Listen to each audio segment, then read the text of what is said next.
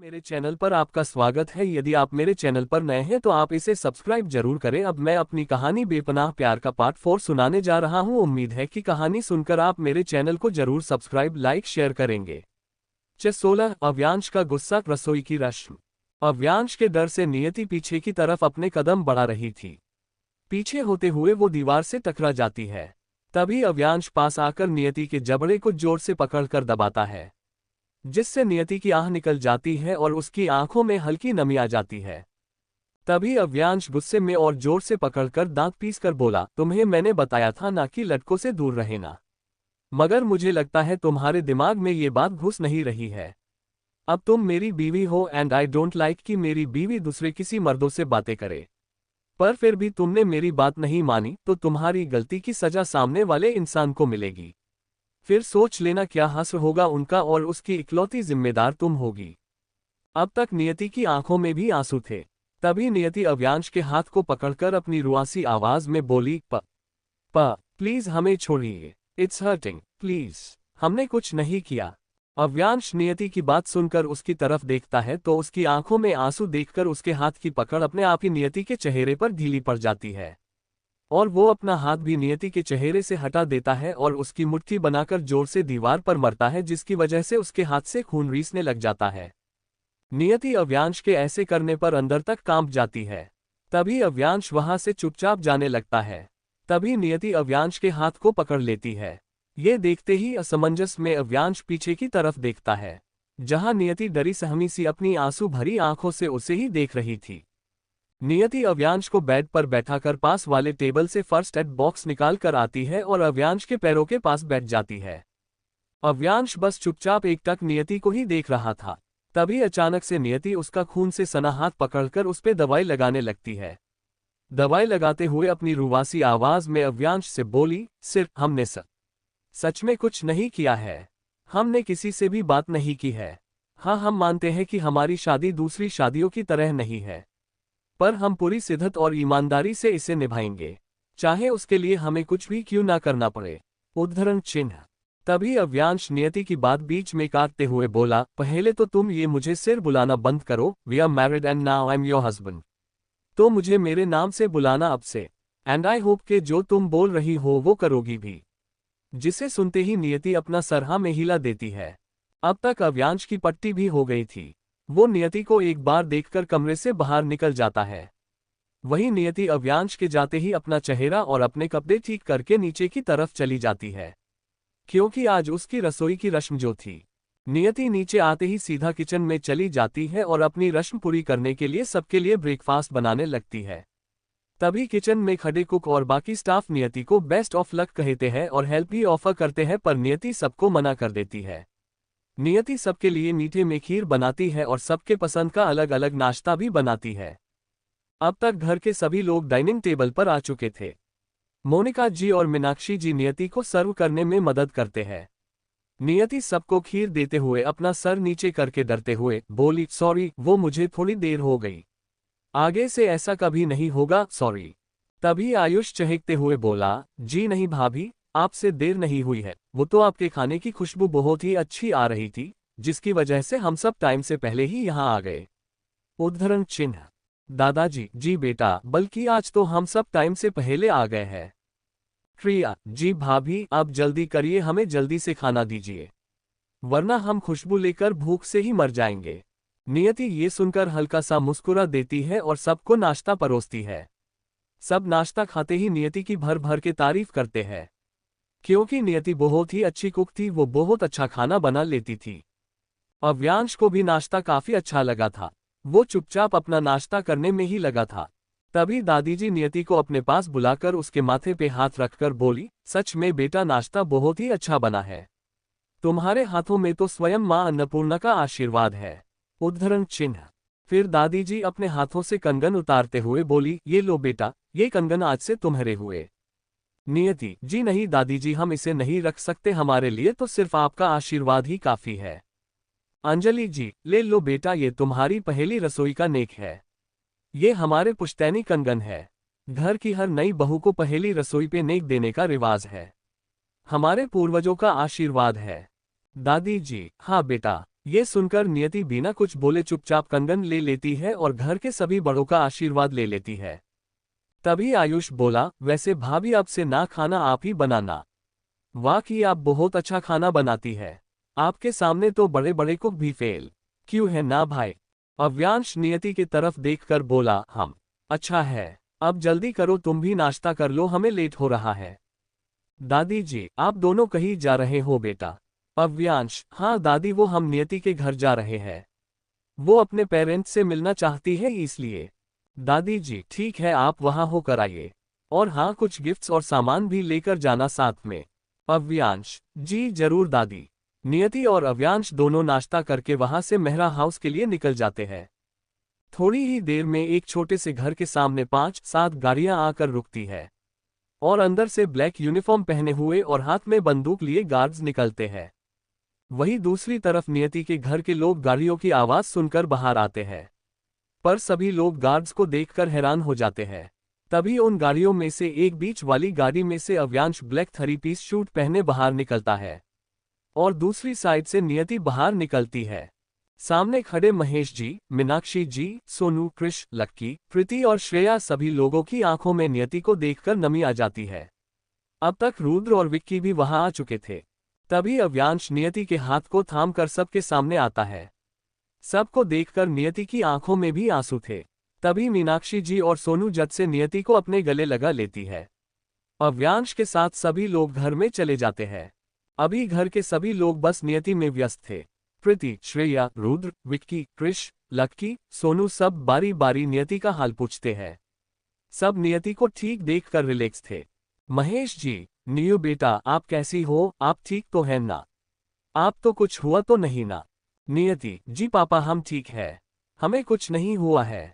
तभी महेश जी की नजर अव्यांश पे पड़ती है। वो अव्यांश के पास जाकर गुस्से में उसका कॉलर पकड़कर बोले, आपकी हिम्मत कैसे हुई हमारी बेटी से जबरदस्ती शादी करने की? क्या दुश्मनी है आपकी हमसे? अव्यांश बस चुपचाप महेश जी को ही देख रहा था। अव्यांश का कॉलर पकड़ते ही अव्यांश के सारे गार्ड्स आगे बढ़ते हैं, पर अव्यांश अपने हाथ के इशारे से सबको मना कर देता है। तभी अचानक से नियति महेश जी का हाथ छुड़ाकर अव्यांश के सामने सर झुकाकर खड़ी हो जाती है और हाथ जोड़कर अपनी रुवासी आवाज में बोली, पापा प्लीज रुक जाओ, हमारी शादी जैसे भी हुई हो, पर अब ये मेरे पति है और मैं उनकी पत्नी, और मैं अपने इस रिश्ते को एक मौका देना चाहती हूँ। एंड आई विश कि आप भी मुझे सपोर्ट करें प्लीज। उद्धरण चिन्ह।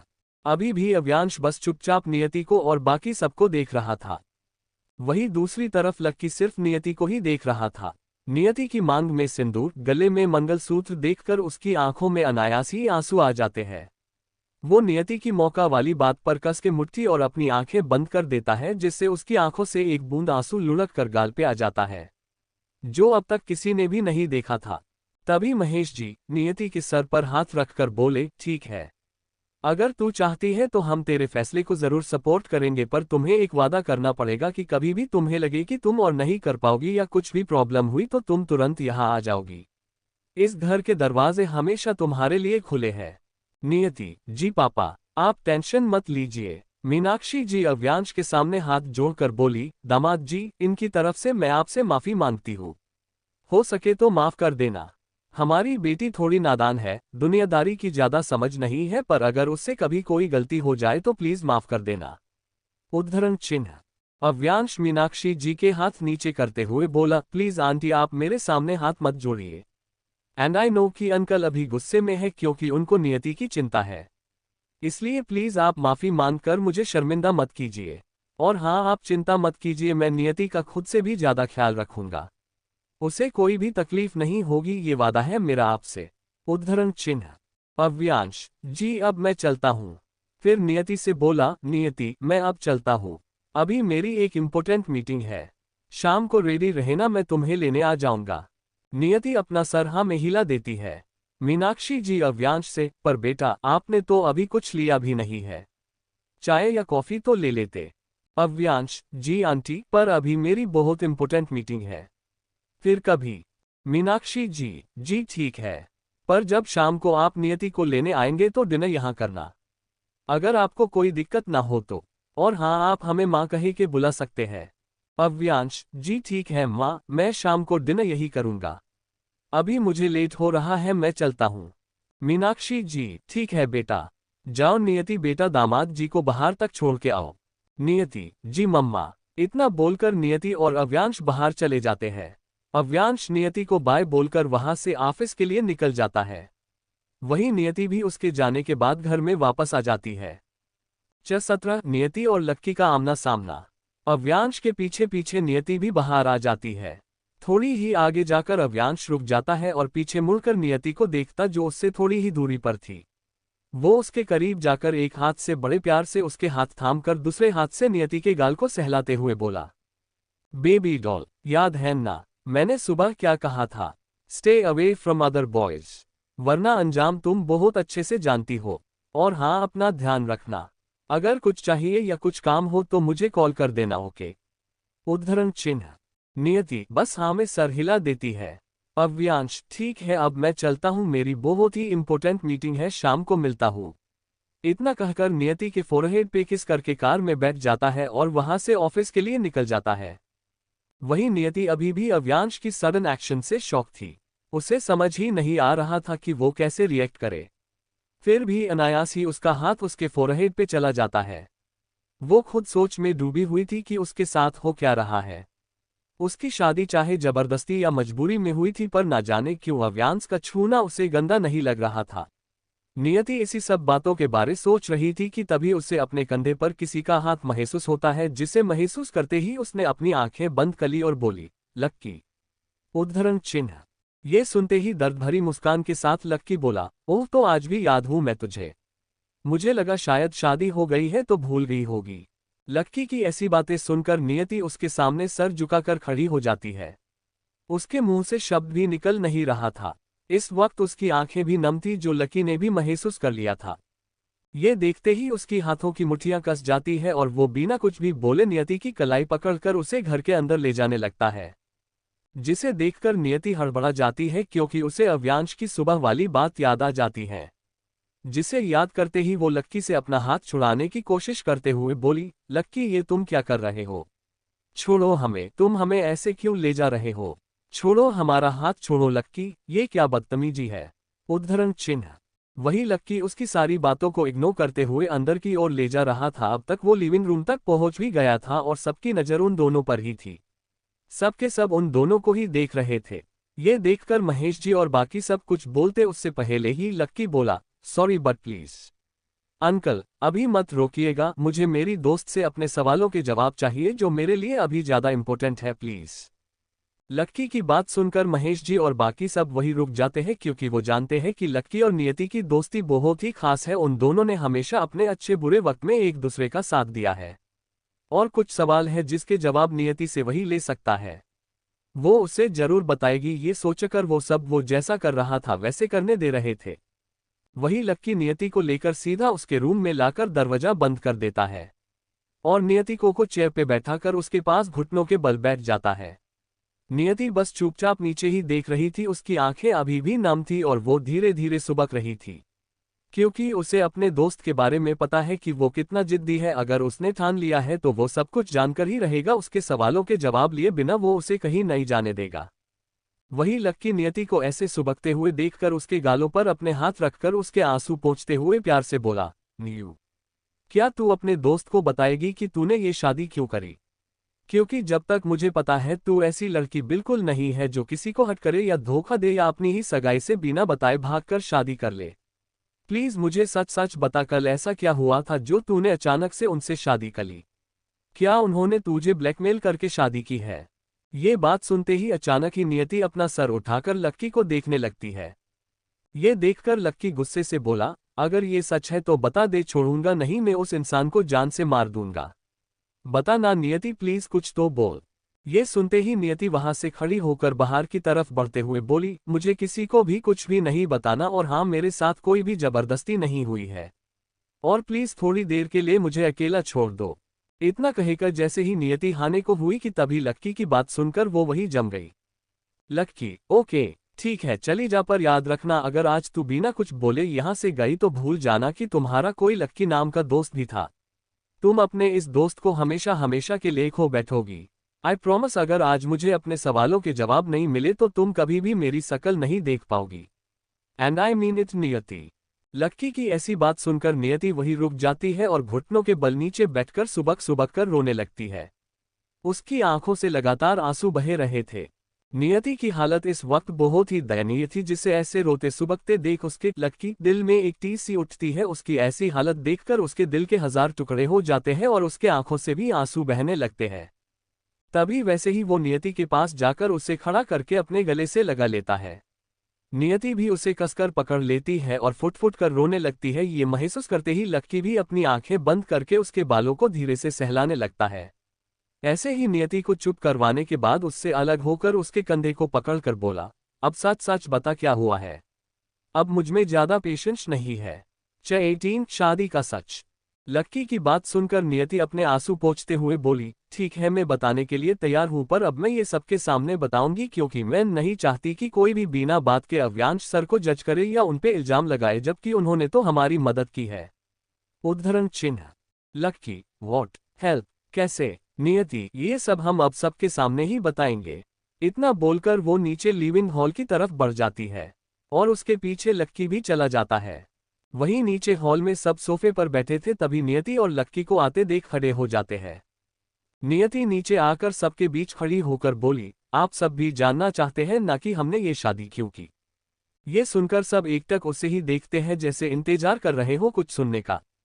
नियति अपने दोस्तों की तरफ देखकर बोली, तुम्हें समीर कपूर तो याद ही होगा, हमारा सीनियर, जिसने मेरे साथ बदतमीजी करने की कोशिश की थी। ये सुनते ही सब अपना सर हाँ में हिला देते हैं और क्यूरियस होकर उसे ही देखने लगते हैं। पर इस सबसे अनजान नियति के घर वाले उन सबको सवालिया नजरों से देख रहे थे, क्योंकि उन सबको नियति ने कुछ भी नहीं बताया था। नियति आगे बताते हुए, सगाई के 2 दिन पहले मुझे अव्यांश सर मिले थे जब हम शॉपिंग करने गए थे। उन्होंने मुझे बताया कि समीर के पापा मिस्टर प्रशांत कपूर मुझसे अपने बेटे की मौत का बदला लेना चाहते हैं, क्योंकि उन्हें लगता है कि मेरी वजह से समीर की मौत हुई थी। नियति की बात सुनकर सभी एक साथ बोले, क्या। उद्धरण चिन्ह। नियति, हाँ, और वो मुझसे बदला लेना चाहते थे, मुझे बर्बाद करना चाहते थे, जिसकी वजह से उन्होंने हमारी फैमिली को टारगेट किया था, जिसमें आप सब उसके निशाने पर थे। वो मेरी जबरदस्ती शादी अपने ड्राइवर के बेटे से करवा के मेरी जिंदगी बर्बाद करना चाहते थे और हमारे परिवार को नुकसान पहुंचाने वाले थे। जगह जगह उन्होंने अपने बॉडीगार्ड्स फैला दिए थे, जिसमें भाई और पापा उनके गन पॉइंट पर थे, जिसका वीडियो उन्होंने मुझे भेजा था। ये सब मेरे सिवा अव्यांश सर ही जानते थे। जब मुझे ये सब पता चला तब मैं अंदर तक टूट गई थी, मुझे कुछ भी सूझ नहीं रहा था, तो मैंने अव्यांश सर से मदद मांगी। सच कहूं तो मेरे पास इसके अलावा कोई ऑप्शन ही नहीं था और वो मान भी गए, पर उन्होंने एक शर्त रखी थी कि अगर मुझे उनकी मदद चाहिए तो मुझे उनकी भी मदद करनी पड़ेगी। मतलब कि उनके दादू और घरवाले उन्हें फोर्स कर रहे थे शादी करने के लिए, तो उन्होंने कहा कि वो तभी मेरी मदद करेंगे अगर मैं उनसे शादी करने के लिए मान जाऊं। और उन्होंने मुझे बताया कि इस शादी का एक और कारण ये भी है कि अगर मैंने उनसे शादी की तो हमारी फैमिली अपने आप ही उनसे जुड़ जाएगी और इस पूरे देश में किसी भी इतनी हिम्मत नहीं है कि उनकी फैमिली या उनसे जुड़े लोगों की ओर कोई आंख उठा कर देखे भी या नुकसान पहुंचाने के बारे में सोचे भी। यही वजह थी जिसकी वजह से हमें शादी करनी पड़ी। पर जैसी भी हो, शादी शादी होती है और हम उसे पूरी शिद्दत और ईमानदारी से निभाएंगे, चाहे उसके लिए हमें कुछ भी करना पड़े। नियति ने सच तो बताया था, पर फिर भी ये सच आधा ही था, क्योंकि अभी भी कुछ बातें ऐसी हैं जो उसने किसी को भी नहीं बताई है। इतना बोलकर नियति अपने मम्मी पापा के पास जाकर उनके हाथ पकड़कर बोली, हमारे संस्कार इतने ओछे या नीचे नहीं है कि हम अपना धर्म, रीति रिवाज सब भूल जाए। हम आपका सर कभी भी झुकने नहीं देंगे। इतना सुनते ही नियति के मम्मी पापा उससे कसकर गले लगा लेते हैं, जो कि बहुत ही इमोशनल मोमेंट था, जिसे देखकर वहां खड़े सभी लोगों की आंखें नम थी। तभी सोनू और कृष भी आकर उनके गले लग जाते हैं। ये देखकर बाकी सब भी जाकर ग्रुप हग करते हैं, जिससे नियति को बहुत स्ट्रेंथ मिलती है। महेश जी, हमें तुम पे गर्व है बेटा। नियति के सर पर हाथ रखकर मीनाक्षी जी नियति के सर को चूमकर बड़े प्यार से बोली, सच में तुम हमारी सबसे प्यारी गुड़िया हो, भगवान करे तुम्हें दुनिया की सारी खुशियां मिले। तभी सोनू नियति को पीछे से गले लगाते हुए मीनाक्षी जी की तरफ देखते हुए बोली, ओह मम्मा, आपकी दूसरी गुड़िया भी यहीं पर है, पर कोई बात नहीं, आप अपनी गुड़िया को प्यार करिए और मैं अपनी प्यारी नीयू दीदी को करूंगी। ये सुनकर सबके चेहरे पर हल्की सी मुस्कान आ जाती है। वही श्रेया और प्रीति भी आकर नियति को कसकर गले लगा लेते हैं। रुद्र, विक्की, लक्की और बाकी सब भी वहां बैठ जाते हैं और इधर उधर की बातें करके नियति को बेटर फील करवाने की कोशिश करते हैं। और काफी हद तक तो सक्सेसफुल भी हो जाते हैं, क्योंकि अब तक नियति उन सब से डिस्ट्रैक्ट भी हो गई थी और उसके चेहरे पर हल्की सी मुस्कान भी थी, जिसे देखकर बाकी सब भी खुश थे।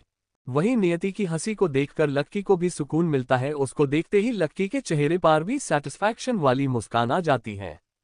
उसे ऐसे देखते ही वो मन में बोला, तुम्हारी इस मुस्कान के लिए तो मैं कुछ भी कर सकता हूँ। सच में तुम बहुत स्ट्रॉन्ग हो Neue. I really proud of you. पर अगर किसी ने भी तुम्हें रुलाने की कोशिश भी करी तो मैं उसे छोड़ूंगा नहीं। शाम के वक्त 7:00 बजे नियति के घर पर सभी लोग लिविंग रूम में थे। कुछ बैठकर कैरम खेल रहे थे तो वही महेश जी टीवी देख रहे थे और वही श्रेया, प्रीति और नियति मीनाक्षी जी की किचन में मदद कर रहे थे। नियति के सारे दोस्त वहीं पर थे क्योंकि आज उन सब का डिनर वहीं पर था। और तो और अव्यांश भी आज पहली बार वहां डिनर करने वाला था। अब तक नियति की सारी बातों को सुनकर अव्यांश उनके लिए मसीहा बन चुका था। वही करीब 8:30 बजे घर के बाहर एक कार आकर रुकती है, जिसकी आवाज सुनते ही हॉल में बैठी नियति खड़ी होकर बाहर की ओर बढ़ जाती है और अव्यांश को लेकर घर में आ जाती है। वही अव्यांश को देखकर श्रेया, सोनू और प्रीति एक साथ बोले, हेलो जीजू, मीनाक्षी जी, महेश जी और बाकी सब भी उसे अच्छे से ग्रीट करते हैं। इस वक्त अव्यांश के चेहरे पर भी हल्की सी मुस्कान थी। तभी उसके पीछे से 2 बॉडीगार्ड्स हाथ में बहुत सारे गिफ्ट्स लाकर हॉल में टेबल पर रख देते हैं, जिसे देखकर सोनू बोली, जीजू क्या ये गिफ्ट्स हमारे लिए है? उद्धरण चिन्ह। अव्यांश बस हाँ में सर हिला देता है। सोनू, थैंक यू जीजू। मीनाक्षी जी, बेटा इन सब चीजों की कोई भी जरूरत नहीं थी, आप आ गए यही बहुत है हमारे लिए। जिसपे अव्यांश बस हल्की सी स्माइल करता है। मीनाक्षी जी, न्यू बेटा जाओ दामाद जी को अपने कमरे में लेकर जाओ, उन्हें फ्रेश भी होना होगा। मैं सोनू के साथ कॉफी भिजवाती हूँ। जिसे सुनकर नियति अव्यांश की तरफ देखकर बहुत ही धीमी आवाज में बोली, चलिए। ये सुनकर अव्यांश भी नियति के पीछे पीछे उसके रूम में चला जाता है और अंदर आते ही अव्यांश दरवाजे को अंदर से बंद कर देता है। जिसे देखते ही नियति बहुत घबरा जाती है और अपना सर नीचे झुकाकर खड़ी हो जाती है। वही ये देखकर अव्यांश के चेहरे पर तिरछी मुस्कान आ जाती है। वो शैतानी मुस्कान के साथ अपने ब्लेजर को निकालकर सोफे पर फेंक देता है और अपने शर्ट के बटन्स खोलते हुए नियति की तरफ बढ़ जाता है। तभी नियति अव्यांश को अपने करीब आते देखकर डर से अपने कदम पीछे की ओर बढ़ाने लगती है। वो पीछे पीछे जा रही थी और अव्यांश उसके और पास आ रहा था। 19 we will miss your new. Avyansh Niyati के करीब आ रहा था पर नियति अपने कदम पीछे की ओर बढ़ा रही थी कि अचानक वो पीछे बेड से टकराकर नीचे गिरने के चक्कर में अव्यांश का कंधा पकड़ लेती है, जिसकी वजह से वो दोनों लड़खड़ा के बेड पे गिर जाते हैं। गिरने के डर से नियति ने अपनी आंखें भी कसकर बंद कर दी थी। इस वक्त नियति के चेहरे पर दुनिया भर की मासूमियत छलक रही थी, जिसमें अव्यांश कहीं खोसा जाता है। वो बस एकटक अपनी प्यारी सी बीवी को ही निहारे जा रहा था। तभी दरवाजे की खटखटाने की आवाज से दोनों ही होश में आते हैं और हड़बड़ा कर खड़ा होने की कोशिश करते हैं, पर हो नहीं पाते क्योंकि गिरने की वजह से नियति का मंगलसूत्र अव्यांश के शर्ट के बटन्स में उलझ गया था। वो दोनों ही उसे निकालने की कोशिश कर रहे थे पर निकल नहीं रहा था। उसी बीच अव्यांश इरिटेट होकर नियति का हाथ पकड़ लेता है और खुद उसके मंगलसूत्र को निकालने लगता है। इस वक्त वो दोनों एक दूसरे के बहुत करीब थे और नियति तो बस एकटक अव्यांश के चेहरे को ही देख रही थी। वही कमरे के बाहर सोनू दरवाजा फिर से खटखटाते हुए बोली, दीदी, जीजू, दरवाजा खोलिए, हम आपके लिए कॉफी लेकर आए हैं। सोनू की आवाज सुनते ही नियति होश में आती है। अब तक अव्यांश ने भी मंगलसूत्र बटन से निकाल दिया था। ये महसूस करते ही नियति झट से उठकर दरवाजा खोल देती है। सोनू नियति को देखकर, दी, मैं कब से आपको आवाज लगा रही थी, आप खोल क्यों नहीं रहे थे? उद्धरण चिन्ह। नियति अपनी लड़खड़ाती आवाज में बोली, वो मैं वॉशरूम थी इसीलिए देर लगी। उद्धरण चिन्ह। सोनू, ओह कोई बात नहीं दी, मैं तो बस कॉफी देने आई थी। और हाँ, मम्मी ने बोला है कि आप और जीजू फ्रेश होकर नीचे आ जाना डिनर के लिए। उद्धरण चिन्ह।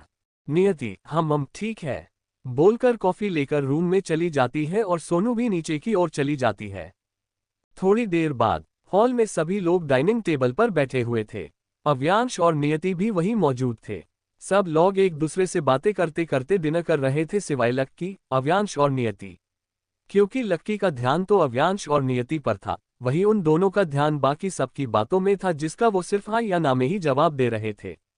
खाना खाने के बाद सब हॉल में बैठे बातें कर रहे थे, तभी अव्यांश को किसी का कॉल आता है और वो वहां से खड़ा होकर थोड़ी दूर बात करने चला जाता है। वापस आकर नियति से बोला, अव्यांश, नियति, हमें जाना होगा, कल सुबह मेरी बहुत जरूरी मीटिंग है। नियति हम कहेकर अपना सर हाँ में हिला देती है। ये सुनते ही सोनू और क्रिश जट से नियति के गले लग जाते हैं। क्रिश, आई मिस यू नियति। तभी पीछे से नियति के सारे दोस्त एक साथ आकर नियति के गले लग जाते हैं और सब एक साथ बोले, we will miss you new. उद्धरण चिन्ह। इस वक्त सब ने ग्रुप हग किया हुआ था, जिसमें लक्की का हाथ नियति के कंधे पर था। वो देखते ही अव्यांश का एक्सप्रेशन डार्क हो जाता है और उसकी हाथों की मुठ्ठियां बन जाती है। पर जैसे तैसे करके वो अपने गुस्से को कंट्रोल करने की कोशिश करते हुए शांत मगर सर्द आवाज में नियति से बोला, अब चले, हमें लेट हो रहा है। जिससे नियति सकप का जाती है और हाँ में सर हिला देती है। वही महेश जी क्रिश को कुछ इशारा करते ही जो देखते ही वो अपने रूम की तरफ बढ़ जाता है। थोड़ी ही देर में क्रिश अपने हाथ में कुछ गिफ्ट्स और कुछ सामान लेकर आता है और जाकर टेबल पर रख देता है। महेश जी मुस्कुराते हुए नियति और अव्यांश से, ये कुछ गिफ्ट्स और सामान है आप दोनों के लिए। उद्धरण चिन्ह।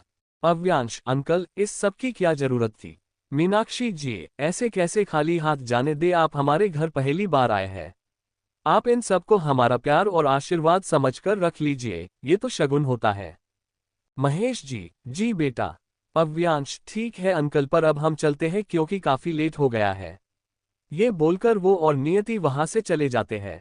वही कार के पास आकर वो नियति के लिए गेट खोलता है और उसे बिठाकर दूसरी तरफ से वो भी बैठ जाता है, क्योंकि गाड़ी ड्राइवर चला रहा था। थोड़ी ही देर में गाड़ी वहां से निकल जाती है। गाड़ी में अभी अनकही सी चुप्पी और शांति थी, क्योंकि अव्यांश लैपटॉप पे कुछ काम कर रहा था और नियति विंडो के बाहर देखने में बिजी थी, जिसे अव्यांश बार बार अपनी तिरछी नजरों से देख रहा था। न जाने क्यों पर नियति को अपने पास ऐसे देखकर अव्यांश के दिल को सुकून मिल रहा था। तभी अचानक से गाड़ी की ब्रेक लगने से नियति अव्यांश से जा टकराती है और वो दोनों एक दूसरे के और भी करीब आ जाते हैं, जिससे वो दोनों ही एकटक एक दूसरे को ही देख रहे थे, जैसे एक दूसरे में खो गए हो। तभी अव्यांश नियति की तरफ थोड़ा करीब झुककर उसकी कुछ लटों को कान के पीछे करता है। तभी उसे नियति के कपड़ों से एक जानी पहचानी खुशबू आती है। ये होते ही वो अपना हाथ नियति से हटाकर उससे दूर होकर अपने आंखें बंद कर रख लेता है और गुस्से में अपने हाथों की मुट्ठियां बन जाती है, क्योंकि उसे याद आ गया था कि वो खुशबू लक्की की थी, क्योंकि जब वो नियति के घर पे उसे मिला था तब यही खुशबू उसने महसूस की थी।